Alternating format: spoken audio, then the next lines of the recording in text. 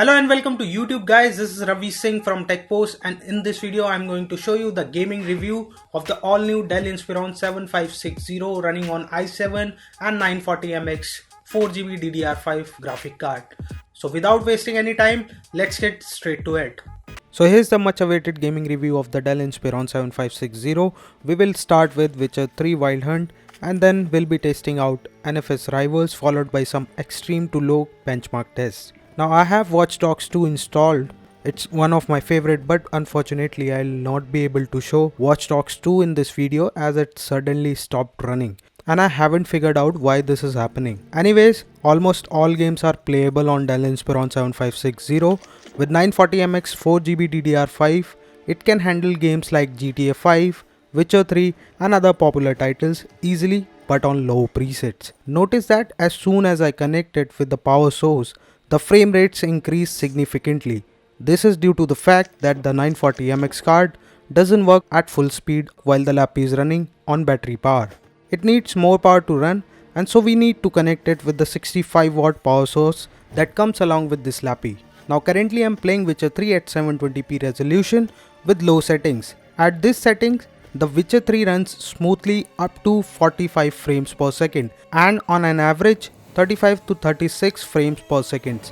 But if you increase only the resolution to 180p, the FPS comes down to 20 frames per second. Now this is significant drop in the performance while I kept all other settings at low. Now this is bad as you can't play a game at 20 frames per second. It becomes laggy and you experience delays. Not good at all. But you can play Witcher 3 like open world games at low settings, and this lappy handles it quite efficiently, and that's due to the fact that this card has high graphic memory, which is 4GB DDR5. Next I tested out NFS Rivals, and again it was playable at 720p, not on 180p. This game doesn't go beyond 30 frames per second. The NFS Rivals goes beyond 30 frames per second while on 720p, but this game I downloaded has some internal settings of max 30 frames per second. The frame rate also comes down after an hour of playing game as the temperature increases and rises up to 95 degrees.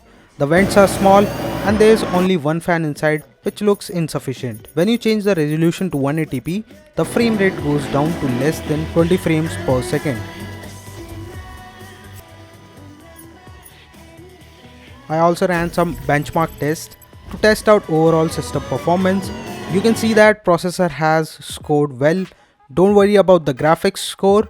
This tool tested Intel 620 graphics. That's why it's showing very low score, about 7% on graphics. But one important thing to notice is that the SSD speed is very slow.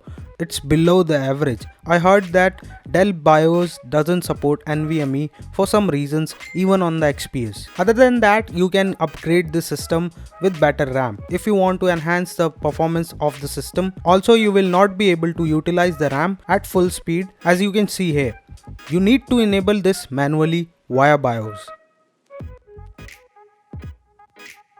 I also ran Untitled graphics benchmark test on this system from Dell. At extreme graphics test, it performs poorly at around 11 frames per second, which is really poor.